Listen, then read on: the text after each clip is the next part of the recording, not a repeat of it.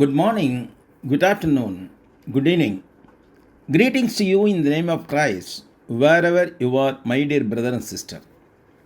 காலை வணக்கம், மதிய வணக்கம், மாலை வணக்கம். எனக்கு அன்பான சகோதரரே சகோதரியே, நீங்கள் எங்கிருந்தாலும் கிறிஸ்துவின் நாமத்தில் உங்களுக்கு என் வாழ்த்துக்கள். I am R.C. Joseph Sahayaraj, a preacher in the Church of Christ of Amali Nagar at Dindigul of Tamil Nadu in India. நான் ஆர்சி ஜோசப் சகாயராஜ் இந்தியாவின் தமிழ்நாட்டில் திண்டுக்கல் அமளி நகரில் உள்ள கிறிஸ்துவின் சபையில் ஊழியராக இருக்கிறேன். In this 61st week of Bible study under Rooted in His Word program, let us examine the history of Abraham's obedience to God's commands to sacrifice his only son Isaac in 2043 BC. இந்த 61வது வாரத்திற்கான அவருடைய வார்த்தையில் வேரூன்றுதல் என்ற தலைப்பிலான நமது வேதாகம படிப்பில் கிமு 2043 ஆண்டில் ஆபிரகாம் தனது ஒரே மகன் ஈசாக்கை பலி செலுத்த வேண்டும் என்று தேவன் கட்டளையிட்டதையும் அதற்கு ஆபிரகாம் கீழ்ப்படிந்ததையும் பற்றிய வரலாற்றை ஆராய்வோம். இதனால் நான் பார்த்து முடிக்கக்கூடிய வேத வசன பகுதி. Today we are going to cover Genesis 22nd chapter 1 to 13 verses. இன்றைய நாளில் நாம் ஆதியாகமம் 22ஆம் அதிகாரம் 1 முதல் 13 வரை உள்ள வசனங்களை ஆராய இருக்கின்றோம்.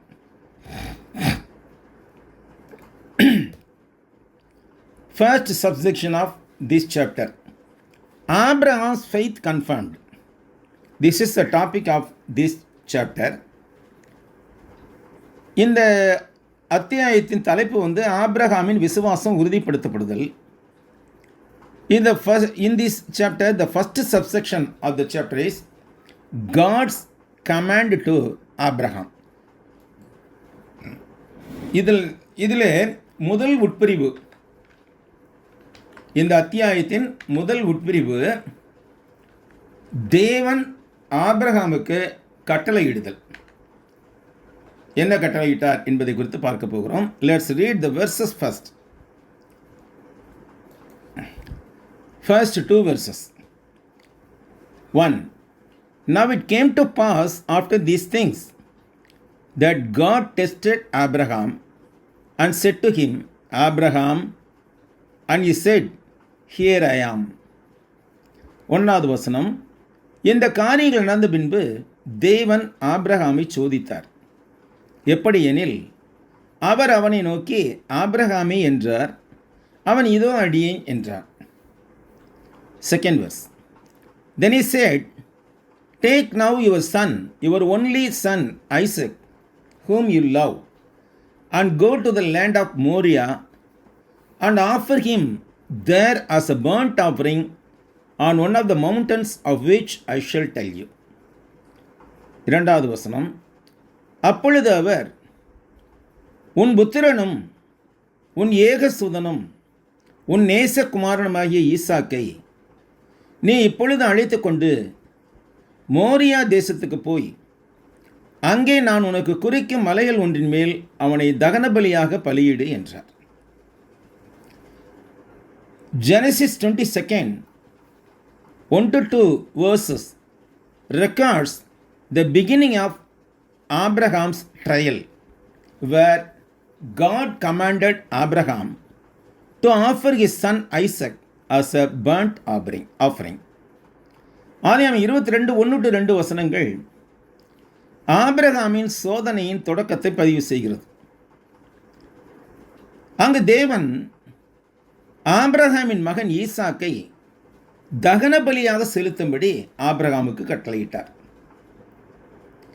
Key elements of Genesis 22:1-2 verses. ஆதியாகமம் 22:1-2 வசனங்களின் முக்கிய கூறுகள். First, test. Verse 1 clearly states that God tested Abraham. சோதனை, 1வது சோதனை. தேவன் ஆபிரகாமை சோதித்தார் என்று வசனம் 1 தெளிவாக கூறுகிறது. This was not to provoke him to sin or to find out what was Abraham's heart. இது அவரை பாவம் செய்வதற்காக தூண்டுவதாகவோ அல்லது ஆபிரகாமின் இருதயத்தில் என்ன இருக்கிறது என்பதை கண்டறிவதற்காகவோ அல்ல. Rather, it was a test given to prove and reveal the depth of faith that Abraham had already built in him. மாறாக தேவன் அவருக்குள், அதாவது ஆபிரகாமுக்குள் ஏற்கனவே கட்டி எழுப்பியிருந்த விசுவாசத்தின் ஆழத்தை நிரூபிக்கவும் அதை வெளிப்படுத்தவும் கொடுக்கப்பட்ட ஒரு சோதனையாகும். What Abraham told for that? Here I am. Abraham responded immediately and obediently to God's call. This showed his complete commitment, obedience and readiness. இதோ நான் இருக்கிறேன், தமிழில் இதை இதோ அடியேன் என்று சொல்லப்படுகிறது.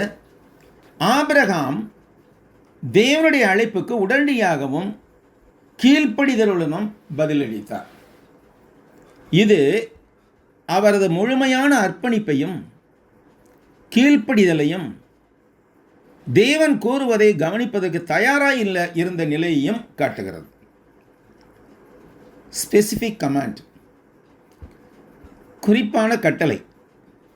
God told Abraham to take his son, his only son Isaac, whom he loves, to the land of Moriah and offer him up there on a mountain as a sacrifice.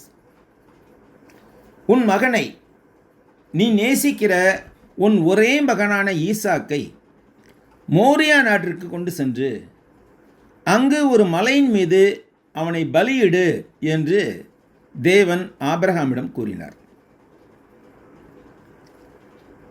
Is he the only son? ஈசாக்கு ஆபிரகாமுக்கு ஒரே மகனா?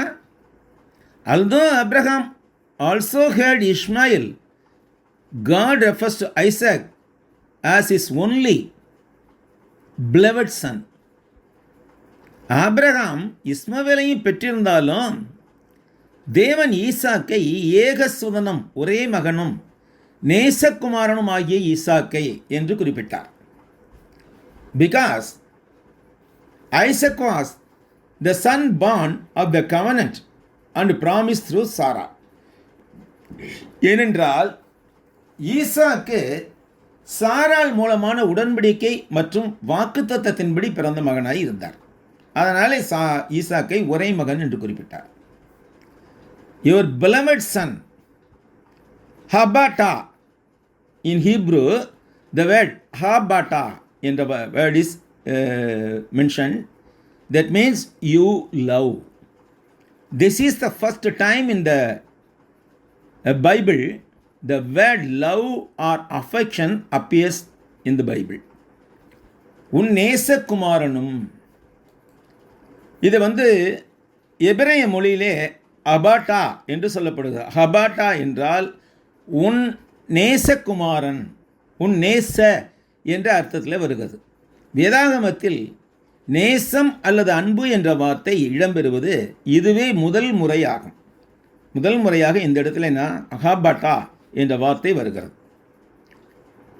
It highlights the immense difficulty and emotional importance of the command, as it highlights the deep affection Abraham had for Isaac. ஈசாக்கின் மீது Abraham கொண்டிருந்த ஆழ்ந்த பாசத்தை, அன்பை இது எடுத்து காட்டுவதால் இந்த கட்டளையின் அளவற்ற சிரமமும், அதாவது இந்த கட்டளை நிறைவேற்றுவதில் உள்ள அளவற்ற சிரமமும் உணர்ச்சிபூர்வமான முக்கியத்துவமும் பெரிதாக தெரிகிறது. ஹபாட்டா என்பது மிகவும் நேசித்த என்று பொருளாகும். உனக்கு மிகவும் அன்பான என்று பொருளாகும். Abraham, second subsection of this chapter, Abraham sets out to fulfill God's command, 3 to 5 verses.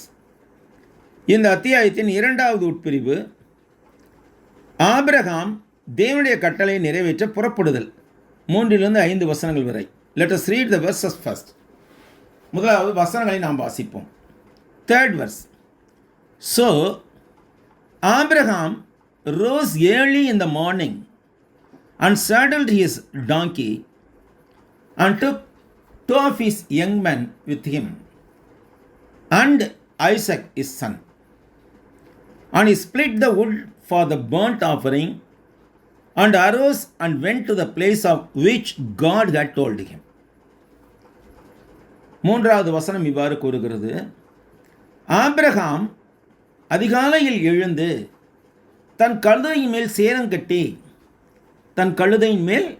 கட்டி தன் வேலைக்காரரில் 2 பேரையும் தன் குமாரன் ஈசாக்கையும் கூட்டிக் கொண்டு தகன பலிக்கு கட்டைகளையும் பிளந்து கொண்டு தேவன் தனக்கு குறித்த இடத்திற்கு புறப்பட்டு போனான். 4th verse. Then on the 3rd day Abraham lifted his eyes and saw the place afar off. 4வது வசனம். 3ஆம் நாளில் ஆபிரகாம் தன் கண்களை ஏறெடுத்து பார்த்து தூரத்திலே அந்த இடத்தை கண்டான். 5th verse. And Abraham said to his young men, stay here with the donkey. The lad and I will go yonder and worship and will come back to you. அப்பொழுது ஆபிரகாம் தன் வேலைக்காரரை நோக்கி, நீங்கள் கழுதையை நிறுத்தி இங்கே காத்திருங்கள், நானும் பிள்ளையாண்டானும் அவ்விடம் மட்டும் போய் தொழுது கொண்டு உங்களுக்கு திரும்பி வருவோம் என்றார். Genesis 22:3-5 describes Abraham's prompt and obedient response to God's command to take his son Isaac to the land of Moriah as a burnt offering. ஆதியாகமம் 22:3-5 வசனங்களில் ஆபிரகாம் தன் மகன் ஈசாக்கை மோரியா தேசத்திற்கு தகன பலி செலுத்த அழைத்துச் செல்லும்படி தேவன் இட்ட கட்டளைக்கு உடனடியாகவும் கீழ்ப்படிதலுடனும் பதிலளித்ததை விவரிக்கிறது. Verse 3 explains about the prompt obedience. வசனம் 3 ஆபிரகாம் உடனடியாக கீழ்ப்படிந்ததை தெளிவாக்குகிறது. Abraham got up early the next morning, saddled his donkey, chopped the wood for burnt offering, and took 2 servants with him, and also Isaac, his son Isaac. He did not delay, argue, or procrastinate. This showed his complete submission to God's difficult test. Abraham மறுநாள் அதிகாலையில் எழுந்து தன் கழுதைக்கு சேணம் பூட்டி பலிக்கான விறகுகளை வெட்டி ஈசாக்குடன் 2 வேலைக்காரர்களையும் அழைத்துச் சென்றார். அவர் தாமதிக்கவோ வாக்குவாதம் செய்யவோ அல்லது காலம் தாழ்த்தவோ இல்லை. இது தேவனுடைய கடினமான சோதனைக்கு அவர் முழுமையாக தன்னை ஒப்புக் கொடுத்ததை காட்டிற்று. Verse 4, the journey. வசனம் 4, பயணம். After 3 days of traveling, Abraham looked up and saw the marked mountain in the distance. 3 நாட்கள் பயணம் செய்த பிற்பாடு ஆபிரகாம் மேலே அண்ணாந்து பார்த்து தூரத்தில் குறிக்கப்பட்ட மலையை கண்டார். This 3-day journey illustrates the deep emotional burden and quiet determination he carried as he traveled many miles. இந்த 3 நாட்கள் பயணத்தில் அவர் பல மைல்கள் கடந்து வந்தபோது தன்னுடைய இருதயத்தில் சுமந்திருந்த ஆழமான உணர்ச்சிபூர்வமான பாரத்தையும் அமைதியான உறுதியையும் இந்த வசனம் எடுத்துக்காட்டுகிறது.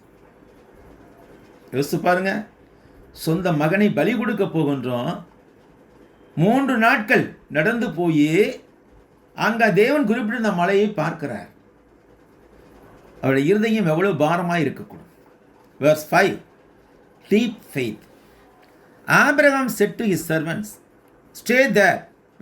stay here with the donkey, and I and the boy will go over there and worship and then come back to you. வசனம் 5 வந்து ஆழ்ந்த விசுவாசத்தை காண்பிக்கிறது. ஆபிரகாம் தன் வேலைக்காரர்களிடம் கழுதையுடன் அங்கேயே இருக்கும்படி கூறியதுடன், நானும் பிள்ளையாண்டாலும் போய் பணிந்து கொண்டு உங்களிடம் திரும்பி வருவோம் என்றான். எவ்வளவு நம்பிக்கையோடு சொல்றாரு பாருங்க. மகனை பலி கொடுக்க செல்கின்றார், ஆனால் திரும்பி வருவோம் என்று சொல்லுகிறார். கீ தீம்ஸ் அண்ட் மீனிங்ஸ், இதை முக்கிய ஆய்வு கருத்துக்களும் அர்த்தம். First, unwavering faith. இதில் முதலாவது அசைக்க முடியாத நம்பிக்கை.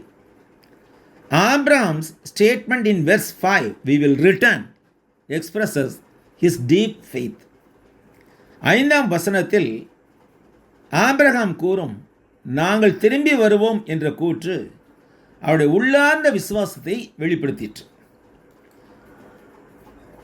About this, while the writer of Hebrew wrote, he expressed his view in the Hebrews letter to the Hebrews 11:19 verse. இதை பற்றி எபிரேயர்களின் ஆசிரியர் தன்னுடைய கண்ணோட்டத்தை எபிரேயர் 11:18-19 கொடுக்கிறார். Abraham considered God to be able to raise Isaac from the dead, and he fully expected a miracle since God's promise were bound to Isaac. தேவனுடைய வாக்குத்தத்தங்கள் ஈசாக்குடன் பிணைக்கப்பட்டிருந்ததால் தேவன் ஈசாக்கை மரித்தோரிலிருந்தும் எழுப்ப வல்லவர் என்றும் ஆபிரகாம் ஒரு அற்புதத்தை முழுமையாக எதிர்பார்த்தார் என்றும் ஆபிரகாம் கருதியதாக இங்கே இந்த வசனத்திலே குறிப்பிடுகிறார். எபிரேயர் 11:17-19 வசனங்களை வாசிப்போம். We are going to read the verses. Hebrews 11:17-19. By faith, Abraham, when he was tested, offered up Isaac, and he who had received the promises offered to up his only begotten son. மேலும் விசுவாசத்தினாலே Abraham தான் சோதிக்கப்பட்ட போது ஈசாக்கை பலியாக ஒப்பு கொடுத்தான். Of him whom it was said, in Isaac your seed shall be called. ஈசாக்கிடத்தில் உன் சந்ததி விளங்கும் என்று அவனுடைய சொல்லப்பட்டிருந்ததே. இப்படிப்பட்ட வாக்குத்தத்தங்களை பெற்றவன் மரித்தோரிலிருந்தும் எழுப்ப தேவன் வல்லவராய் இருக்கிறார் என்று எண்ணி தனக்கு ஒரே பேரானவனை பலியாக ஒப்பு கொடுத்தான். மரித்தோரிலிருந்து அவனை பாமனையாக திரும்பவும் பெற்றுக்கொண்டான். Concluding that God was able to raise him up even from the dead, for which also he received him as a figurative sense. So he offered his son and God back him. That was Hebrews judgment. Devotional worship, அர்ப்பணிப்பான ஆராதனை. Abraham defined the upcoming sacrifice not only as a strenuous task, but also as an act of worship that would give back to God what he had first given him. வரவிருக்கும் பலியை ஒரு கடுமையான வேலையாக மட்டுமல்லாமல் தேவன் முதலில் தனக்கு கொடுத்ததை அவருக்கே திரும்ப கொடுக்கும் ஒரு ஆராதனை செயலாகவும் ஆபிரகாம் இங்கே வரையறுத்தார். Now we come to the third subsection of this chapter. Abraham and Isaac climbed up the mountain. Verses 6-8. இப்பொழுது நாம் இந்த அத்தியாயத்தின் 3வது உட்பிரிவுக்கு வருகிறோம். ஆபிரகாமும் ஈசாக்கும் மலையில் ஏறுதல். வசனங்கள் 6-8 வரை. ஒரு உணர்ச்சி பூர்வமான ஒரு உரையாடல் இங்கே நடக்கிறது. An emotional dialogue is taking place here. Let us listen it very carefully. 6th verse. So Abraham took the wood of the burnt offering and laid it on Isaac his son, and he took the fire in his hand and a knife, and the two of them went together. Abraham, 6ஆம் வசனம், Abraham தகன பலிக்கு கட்டைகளை எடுத்து தன் குமாரனாய் ஈசாக்கின் மேல் வைத்து தன் கையிலே நெருப்பையும் கத்தியையும் எடுத்துக்கொண்டான். இருவரும் கூடி போனார்கள். Verse 7. But Isaac spoke to Abraham, his father, and said, My father. And he said, Here I am, my son. Then Isaac said, Look, the fire and the wood are here, but where is the lamb for a burnt offering? அப்பொழுது ஈசாக் தன் தகப்பனாய ஆபிரகாமை நோக்கி, என் தகப்பனே என்றான். அதற்கு அவன், என் மகனே, இதோ இருக்கிறேன் என்றான். அப்பொழுது அவன், யாரு? ஈசாக், இதோ நெருப்பும் கட்டையும் இருக்கிறது, தகன பலிக்கு ஆட்டுக்குட்டி எங்கே என்றான். 9th verse. And Abraham said, My son, God will provide for himself the lamb for burnt offering. So the two of them went together. அதற்கு ஆபிரகாம், என் மகனே, தேவன் தமக்கு தகன பலிக்கான ஆட்டுக்குட்டியை பார்த்து கொள்வார் என்றான். அப்புறம் இருவரும் கூடி போனார்கள். Genesis 22, 6-8 verses explain about Abraham prepared to obey God's command to offer Isaac as a burnt offering. ஆதியாகமம் 22:6-8 வரை உள்ள வசனங்கள் ஈசாக்கை தகன பலியாக செலுத்த வேண்டும் என்ற தேவனுடைய கட்டளைக்கு கீழ்ப்படிய ஆபிரகாம் தயாரானதை விளக்குகிறது. These verses describe the tense journey he and his son Isaac made to Mountain Moriah. அவரும் அவருடைய மகன் ஈசாக்கும் மோரியா மலைக்கு மேற்கொண்ட பதட்டமான பயணத்தை இவ்வசனங்கள் சித்தரிக்கின்றன. பதட்டமான என்பதை அடிக்கோடிட்டுக் கொள்ளுங்கள். கீ ஆக்ஷன் அண்ட் கான்வர்சேஷன், முக்கியமான செயல்களும் உரையாடலும். Carrying the load, first verse 6. முதலாவது சுமையை சுமத்துதல், வசனம் 6. Abraham placed the wood for the sacrifice on Isaac's shoulders. முதலாவது சுமையை சுமத்துதல், வசனம் 6. பலிக்கான விறகுகளை ஈசாக்கின் தோள்களின் மீதே ஆபிரகாம் வைத்தார். At the same time, Abraham carried the fire, charcoals and the knife. அதே நேரத்தில் ஆபிரகாம் நெருப்பையும், அதாவது கரி நெருப்பு, கத்தியையும் சுமந்து சென்றார். This represents obedience and carrying the load. இது கீழ்ப்படிதலையும் பாரத்தை சுமப்பதையும் பிரதிபலித்தது. Isaac's question, verse 7. ஈசாக்கின் கேள்வி 7ஆம் வசனத்தில் இருக்கிறது. Isaac noticed that there was no animal for the sacrifice with them. பலி செலுத்த மிருகம் எதுவும் தன்னோடு இல்லாததை ஈசாக்கு கவனித்தார். And he asked, Where is the lamb for the burnt offering? இதை கவனித்த ஈசாக் தன் தகப்பனிடம், தகன பலிக்கான ஆட்டுக்குட்டி எங்கே என்று கேட்டார். They showed that he was familiar with how sacrifices were performed. இது பலிகள் அந்த காலத்தில் எவ்வாறு செயல்படுத்தப்பட்டன என்பதை ஈசாக்கு அறிந்திருந்தார் என்பதை காட்டுகிறது. Abraham's prophetic response in verse 8. வசனம் 8இல் ஆபிரகாமின் தீர்க்கதரிசனமான பதிலை பார்க்கிறோம். Abraham replied with a deep faith in that God would provide the lamb for burnt offering. இதற்கான பதிலை ஆபிரகாம் ஆழ்ந்த விசுவாசத்தோடு பதில் கொடுத்தார் ஈசாக்குக்கு. என்னென்று சொன்னார்? My Sun,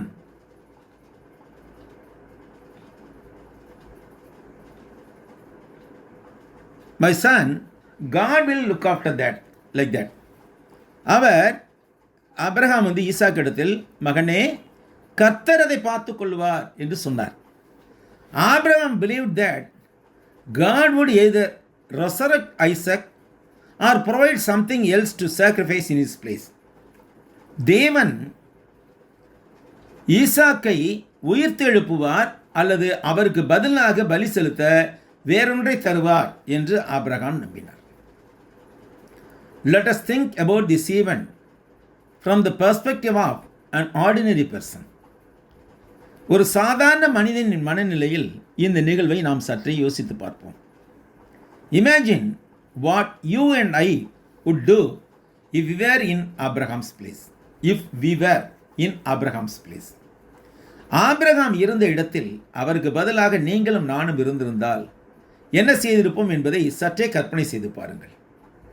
First of all, we would never agree to offer our son as a sacrifice. முதலாவது, நாம் நமது மகனை பலியாக ஒப்பு கொடுக்க சம்மதித்தே இருக்க மாட்டோம். Second, how much must our hearts have been shaken by the question as he walked along with his son. மகனுடன் செல்லும்போது அவன் கேட்ட கேள்வி, பலிக்கான ஆட்டுக்குட்டி எங்கே என்ற கேள்வி நமது உள்ளத்தை எவ்வளவாய் உலுக்கி இருக்க வேண்டும். Third, how much must our heart have been pounding when he asked where is the sacrificial animal. மகனையே பலியாக கொடுக்க இருந்த நிலையில் அவன் பலிக்கான மிருகம் எங்கே என்று கேட்டபோது நமது இருதயம் எவ்வளவாய் துடித்திருக்க வேண்டும். Beloved brothers and sisters, Abraham was an ordinary person just like us. மிகவும் பிரியமான சகோதரனே சகோதரியே, ஆபிரகாமும் நம்மை போல் சாதாரண மனிதர் தான். How much pain must have risen in Abraham's heart when God asked him to sacrifice his only son, who was born to him at the age of 100. தமக்கு 100 வயதில் பிறந்த தனது ஒரே மகனை பலி செலுத்த வேண்டும் என்று தேவன் கேட்டுக்கொண்ட போது ஆபிரகாமுடைய இருதயத்தில் எவ்வளவாய் வேதனை எழும்பியிருக்கும். Hiding all his pain, he took his son and climbed to the mountain God had shown in Moriah. அத்தனை வேதனைகளை மறைத்து கொண்டு அவர் தமது மகனை அழைத்து கொண்டு மோரியா நாட்டில் தேவன் தனக்கு காண்பித்த மலையின் மேல் ஏறி சென்றார். தியாலஜிக்கல் மீனிங், இதனுடைய இறையியல் அர்த்தம் என்ன? A test of faith. முதலாவது, விசுவாசத்திற்கான ஒரு சோதனை. God tested Abraham's complete faith and trust not to force a human sacrifice which God abhors and ultimately forbids, but to prove the devotion in Abraham's heart. விசுவாசத்திற்கான ஒரு சோதனை. முதலாவது, தேவன் ஆபிரகாமின் முழுமையான விசுவாசத்தையும் நம்பிக்கையும் சோதித்து மனித பலியை கட்டாயப்படுத்துவதற்காக அல்ல, தேவன் அதை வெறுக்கிறார், இறுதியில் தடுத்தும் விட்டார். மாறாக ஆபிரகாமின் இருதயத்தில் இருந்த பக்தியை நிரூபிப்பதற்காகவே இவ்வாறு செய்தார். Second, a foreshadowing of Jesus Christ. இது இயேசு கிறிஸ்தை குறித்த ஒரு முன்னிழலாட்டமாய் இருக்கிறது. Christians see Isaac carrying the wood up the mountain as a parallel to Jesus carrying his cross to Calvary. ஈசாக்கு மலையின் மீது விறகுகளை சுமந்து சென்றதை இயேசு தமது சிலுவையை சுமந்து கொண்டு கல்வாரிக்கு சென்றதற்கு இணையாக கிறிஸ்தவர்கள் பார்க்கிறார்கள். Abraham's promise that God would provide fines. Abraham's promise that God would provide finds its ultimate fulfillment in Jesus as the Lamb of God provided by God to take away the sins of the world. தேவன் கொடுப்பார், தேவன் பார்த்துக்கொள்வார் என்ற ஆபிரகாமின் கூற்று உலகின் பாவங்களை நீக்குவதற்காக தேவனால் தரப்பட்ட தேவ ஆட்டுக்குட்டியாக இயேசுவில் அதன் முழுமையான நிறைவை காண்கிறது. Now we come to the fourth subsection of this chapter. இப்பொழுது நாம் இந்த அத்தியாயத்தின் 4வது உட்பிரிவுக்கு வருகின்றோம். Abraham and Isaac climbed the mountain. Verse 9. ஈசாக்கை பலி செலுத்த ஆபிரகாம் தயாராகுது. Abraham get ready to offer Isaac as a burnt offering. Verse 9. Then they came to the place of which God had told them, and Abraham built an altar there and placed the wood in order, and he bound Isaac his son and laid him on the altar upon the wood.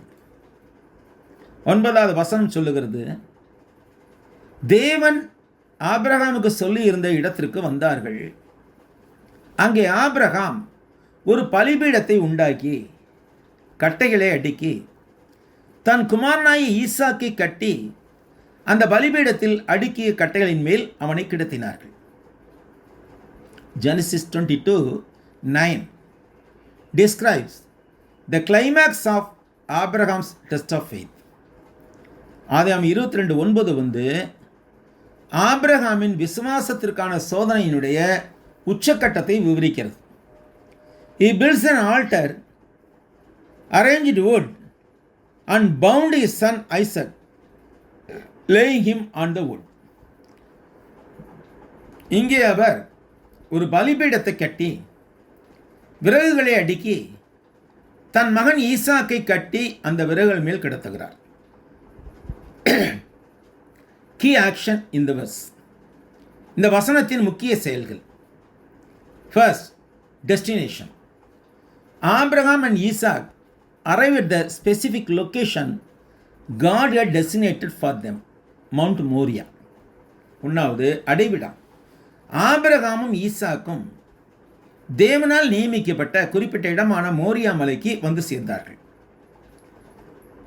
Second, altar and wood. Abraham builds the altar and carefully arranged the wood in preparation for the burnt offering. 2வது பலிபீடமும் விறகுகளும். Abraham பலிபீடத்தை கட்டி எழுப்பி தகன பலிக்கு தயாராக விறகுகளை கவனமாக அடுக்கினார். Third, binding. Abraham binds Isaac and lays him on the wood. 3வது கட்டுதல். ஆபிரகாம் ஈசாக்கை கட்டி விறகுகள் மேல் வைத்தார். Although Abraham is over 100 years old and Isaac his son 25 years old man who has the ability to resist or escape, Isaac willingly obeys his father action. ஆபிரகாமுக்கு 100 வயதுக்கு மேல் இருந்தாலும் ஈசாக்கு எதிர்க்கவோ அல்லது தப்பிக்கவோ திறனுள்ள ஒரு 25 வயதுள்ள இளைஞனாக இருந்தாலும் ஈசாக்கு தந்தையின் செயல்களுக்கு மனமும் வந்து கீழ்ப்படிந்தான். Isaac born in 2068 BC was a young man of 25 years old in 2043 BC when this event took place. கிமு 2068 பிறந்த ஈசாக்கு இந்த நிகழ்வு நடைபெற்ற கிமு 2043 ஆண்டில் 25 வயதுள்ள ஒரு வாலிபராக இருந்தார். Theological significance. The final test. This verse represents the culmination of Abraham's obedience. இறையியல் முக்கியத்துவம். 1. இறுதி சோதனை. இந்த வசனம் ஆபிரகாமின் கீழ்ப்படிதலின் உச்சத்தை குறிக்கிறது. It expressed his absolute faith that God could even raise Isaac from the dead. மரித்தோரிலிருந்து ஈசாக்கை தேவனால் எழுப்பவும் முடியும் என்ற அவரது முழுமையான விசுவாசத்தை இது வெளிப்படுத்துகிறது. Second, a foreshadowing of Christ. இரண்டாவது, கிறிஸ்துவின் முன்னிழல் ஆட்டம். Christian theology sees Isaac's willing obedience and carrying of the wood as a profound foreshadowing of Jesus Christ carrying the cross to Calvary. ஈசாக்கின் மனப்பூர்வமான கீழ்ப்படிதலையும் விறகை சுமந்து சென்றதையும் இயேசு கிறிஸ்து சிலுவையை கல்வாரிக்கு சுமந்து சென்றதற்கு ஒரு ஆழமான முன்னிழலாட்டமாக கிறிஸ்தவர் இறையில் கருதுகிறது. Third, provision. Although Abraham was prepared to carry out the command, in the very next verse, God intervened and provided a ram in its place, establishing the concept of Jehovah Jireh, Lord will provide. மூன்றாவது ஏற்பாடு. Abraham அந்த கட்டளை நிறைவேற்ற தயாரான போதிலும் அடுத்த வசனங்களிலேயே தேவன் தலையிட்டு அதற்கு பதிலாக ஒரு ஆட்டுக்கடாவை அழித்து யெகோவா ஈரே, கர்த்தர் அளிப்பார் என்ற கருத்தை நிலைநாட்டினார். கர்த்தர் கொடுப்பார் என்ற கருத்தை நிலைநாட்டினார். யெகோவா ஈரே என்றால் கர்த்தர் கொடுப்பார் அல்லது கர்த்தர் பார்த்து கொள்வார் என்று அர்த்தம். Fifth subsection of this chapter, sacrifice offered, 10 to 13 verses. ஐந்தாவது உட்பிரிவு, இந்த அத்தியாயத்தின் ஐந்தாவது உட்பிரிவு பலி செலுத்துதல். வசனங்கள் 10 முதல் 13 வரை. Let us read the verses first. முதலாவது நாம் வசனங்களை வாசிப்போம். 10th verse. And Abraham stretched out his hand and took the knife to slay his son. 10ஆம் வசனம். பின்பு ஆபிரகாம் தன் குமாரனை வெட்டும்படிக்கு தன் கையை நீட்டி கத்தியை எடுத்தான். 11th verse.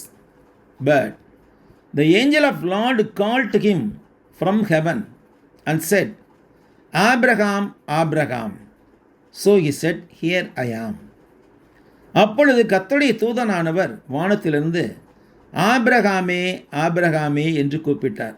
அவன் இதோ அடியேன் என்றான். 12th verse. And he said, Do not lay your hand on the lad, or do anything to him, for now I know that you fear God, since you have not withheld your son, your only son, from me. 12வது வசனம் சொல்லுகிறது, அப்பொழுது அவர், யாரு? கர்த்தர், பிள்ளையாண்டு மேல் உன் கையை போடாதே, அவனுக்கு ஒன்றும் செய்யாதே, நீ அவனை உன் புத்திரன் என்றும் உன் ஏக சுதன் என்றும் பாராமல் எனக்காக ஒப்பு கொடுத்தபடியினால் நீ தேவனுக்கு பயப்படுகிறவன் என்று இப்பொழுது அறிந்திருக்கிறேன் என்றார். Verse 13. Then Abraham lifted his eyes and looked, and there behind him was a ram caught in a thicket by its horn. So Abraham went and took the ram and offered it up a burnt offering instead of his son. 13வது வசனம் சொல்லுகிறது, Abraham தன் கண்களை ஏறெடுத்து பார்க்கும்போது இதோ பின்னாக புதரிலே தன் கொம்புகள் சிக்கிக் கொண்டிருந்த ஒரு ஆட்டுக்கடாவை கண்டான். அப்பொழுது ஆபிரகாம் போய் கடாவை பிடித்து அதை தன் குமாரனுக்கு பதிலாக தகன பலியிட்டான். Genesis 22, 10 to 13 verses depict the climax of the binding of Isaac, in which God stops Abraham from sacrificing his son and provided him a ram instead. ஆதியாகமம் 22:10-13 வசனங்களிலே ஈசாக்கை கட்டுதல் நிகழ்வின் உச்சக்கட்டத்தை சித்தரிக்கப்படுகிறது. இதில் தேவன் ஆபிரகாம் தனது மகனை பலியிடுவதிலிருந்து தடுத்து அதற்கு பதிலாக ஒரு ஆட்டுக்கடாவை கொடுத்தார். Key events in this sections. இந்த பகுதியின் முக்கிய நிகழ்வுகள். The test of obedience, verse 10. கீழ்ப்படிதலான சோதனை வசனம் 10 காணப்படுகிறது. Abraham takes up the knife to sacrifice his son Isaac. Abraham தன் மகன் ஈசாக்கை பலியிடுவதற்காக கத்தியை எடுத்துக்கொண்டார். This demonstrated his complete trust and commitment to God's command. இது தேவனுடைய கட்டளையின் மீது அவருக்கு இருந்த முழுமையான நம்பிக்கையும் அர்ப்பணிப்பையும் நிரூபித்தது. Divine intervention verses 11 to 12. தெய்வீக தலையீடு வசனங்கள் 11-12. The angel of the Lord calls out from heaven and stopped Abraham. கர்த்தருடைய தூதன் வானத்திலிருந்து கூப்பிட்டு ஆபிரகாமை தடுத்தார். Abraham's act proves that he truly fears and respects God because he dares to sacrifice his only son. Abraham தன் ஏக மகனை பலியிட துணிந்ததால் அவர் உண்மையிலேயே தேவனுக்கு பயந்து அவரை மதித்தார் என்பதை தமது செய்கையினால் உறுதிப்படுத்தினார். Second, the substitutionary sacrifice. Verse 13. அளிக்கப்பட்ட பதிலீடு, பலிக்காக அளிக்கப்பட்ட பதிலீடு வசனம் 13 தெரிகிறது. Abraham found a ram caught in a bush nearby and offered it up in the place of his son. அருகில் உள்ள ஒரு புதரில் கொம்புகள் சிக்கிக் கொண்டிருந்த ஒரு ஆட்டுக்கடாவை ஆபிரகாம் கண்டு தன் மகனுக்கு பதிலாக அதை பலியிட்டார். மீனிங் அண்ட் சாக்ரிஃபைஸ் சிக்னிஃபிகன்ஸ், என்னுடைய அர்த்தமும் முக்கியத்துவமும் என்னவென்று பார்க்கின்றோம். Rejection of human sacrifice. This event clearly distinguished that God of Israel from the surrounding Canaanite culture that practiced child sacrifice. குழந்தை பலியை பின்பற்றிய சுற்றியுள்ள கானானிய கலாச்சாரங்களிலிருந்து இஸ்ரேலின் தேவனை இந்த நிகழ்வானது தெளிவாக வேறுபடுத்தி காட்டிற்று. It shows that God detested the practice and would make his own provision for it. தேவன் குழந்தைகளை பலியிடும் பழக்கத்தை வெறுக்கிறார் என்பதையும் அதற்கான தனது சொந்த ஏற்பாட்டை அவர் செய்கிறார் என்பதையும் இது சுட்டிக்காட்டிற்று. A symbol of faith. Abraham's willingness to obey revealed a deep faith. He was convinced that even though Isaac had died, God had the power to raise him from the dead. விசுவாசத்தின் அடையாளம். கீழ்ப்படிதலுக்கான ஆபிரகாமின் விருப்பம் ஒரு ஆழமான விசுவாசத்தை வெளிப்படுத்திற்று. ஈசாக்கு ஒருவேளை இறந்தாலும் அவரை மரித்தெழுந்து எழுப்ப தேவனுக்கு வல்லமை உண்டு என்பதை அவர் உறுதியாக நம்பினார். Next, a foreshadowing. அடுத்ததாக ஒரு முன்னிழலாட்டம். Christian theology sees the substitutionary ram as a symbol of pointing forward to Jesus Christ, whom God would later offer as the ultimate sacrifice for mankind. கிறிஸ்தவ இறையலானது பதிலீட்டு ஆட்டுக்கடாவை பிற்காலத்தில் மனித குலத்திற்காக இறுதி பலியாக தேவன் ஒப்பு கொடுத்த இயேசு கிறிஸ்துவை முன்னதாக சுட்டிக்காட்டும் ஒரு அடையாளமாக கருதுகிறது. Now we come to the important part of this lesson. இந்த வகுப்பின் முக்கியமான பகுதிக்கு நாம் இப்பொழுது வருகிறோம். Life lesson we learn from Genesis 22, 1-13. ஆதியாகமம் 22 அதிகாரம் 1 முதல் 13 வரையிலான வசன பகுதியில் நாம் கற்றுக்கொள்ளும் வாழ்க்கை பாடங்கள் என்ன? Genesis 22, 1-13 teaches us profound lesson about complete obedience, trusting God during trials, and God's ultimate provisions. ஆதியாகமம் 22, 1-13 வசன பகுதியானது முழுமையான கீழ்ப்படிதல், சோதனைகளின் போது தேவனை நம்புதல் மற்றும் தேவனுடைய இறுதியான ஏற்பாடு ஆகியவற்றை பற்றிய ஆழமான பாடங்களை நமக்கு கற்பிக்கிறது. கீ லைஃப் லெசன்ஸ், முக்கியமான வாழ்க்கை பாடங்கள் 4 பாடங்கள் பார்க்கணும். First, expect and accept trials. முதலாவது, சோதனைகளை எதிர்பாருங்கள் மற்றும் சோதனைகளை ஏற்றுக்கொள்ளுங்கள். God tested Abraham not to destroy him, but to strengthen his faith. Trials reveal to us where our true biases lie. தேவன் ஆபிரகாமை அழிப்பதற்காக அல்ல, அவருடைய விசுவாசத்தை பலப்படுத்துவதற்காகவே சோதித்தார். நமது உண்மையான சார்பு நிலைகள் எங்கே இருக்கின்றன என்பதை நமக்கு ஏற்படும் சோதனைகள் வெளிப்படுத்துகின்றன. Second, obey immediately and completely. ரெண்டாவது பாடம் நாம் கற்றுக்கொள்வது வாழ்க்கைக்கு, தேவனுக்கு உடனடியாகவும் முழுமையாகவும் கீழ்ப்படியுங்கள். Abraham rose the very next morning without hesitation or argument. This demonstrated immediate and wholehearted obedience. Abraham மறுநாள் காலையில் தயக்கமோ வாக்குவாதமோ இல்லாமல் எழுந்து உடனடியாக மற்றும் முழுமனத்துடன் கீழ்ப்படிதலை வெளிப்படுத்தினார். மூன்றாவது, third, give up what is most precious. Abraham was willing to give up his son Isaac, the promised son he had waited decades for.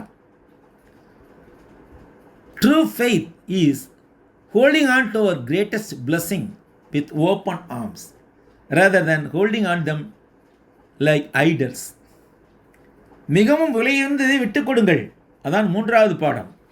Abraham பல பத்தாண்டுகளாக காத்திருந்த வாக்குத்தத்தத்தின்படி பிறந்த தமது மகன் ஈசாக்கை விட்டுக் கொடுக்க தயாராக இருந்தார்.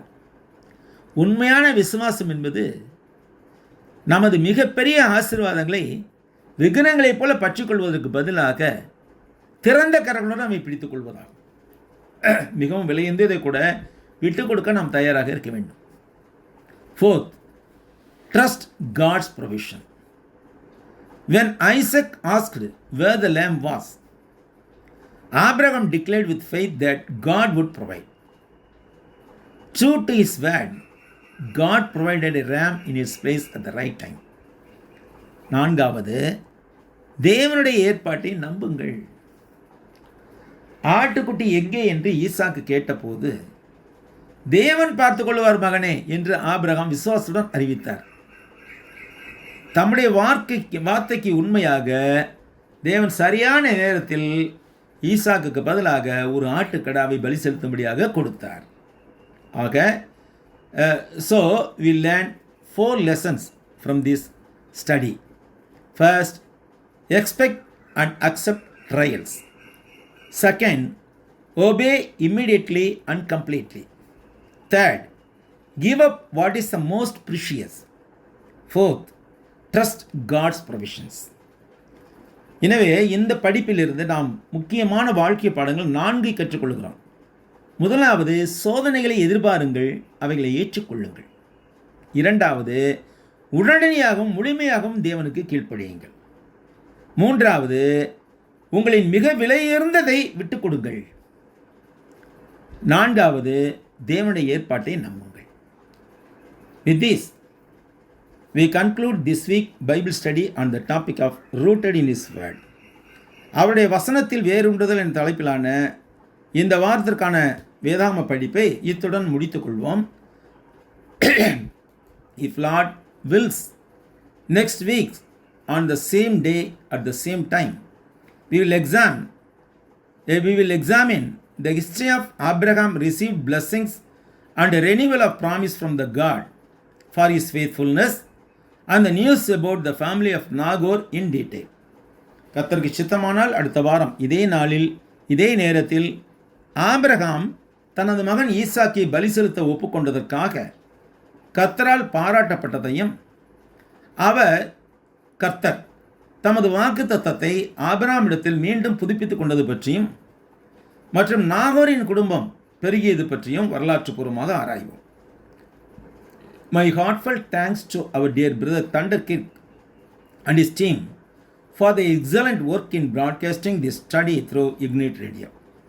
Ignite வானொலி மூலமாக இந்த படிப்பை ஒலிபரப்பும் பணியை சிறப்பாக செய்து வரும் அன்புக்குரிய சகோதரர் தண்டர் கிர்க் மற்றும் அவரது குழுவினருக்கு எனது மனமார்ந்த நன்றி. My sincere thanks to dear brother David, brother Jack Williams and sister Deepthi Williams for the excellent work in broadcasting this program in India. இந்த வானொலி ஒளிபரப்பை இந்தியாவில் மிகச் சிறப்பாக செய்து வரும் அன்பான சகோதரி டேவிட் மற்றும் சகோதரி ஜாக் வில்லியம்ஸ் மற்றும் சகோதரி தீப்தி வில்லியம்ஸ் ஆகியோருக்கு என் மனமார்ந்த நன்றி.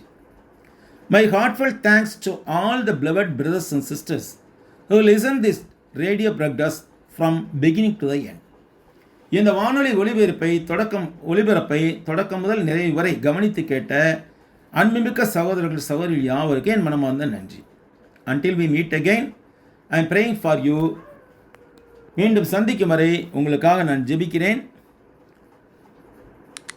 Greetings to all of you, my dear brothers and sisters. உங்கள் எல்லோருக்கும் என் வாழ்த்துக்கள், என் அருமையான சகோதரர்களே சகோதரிகளே.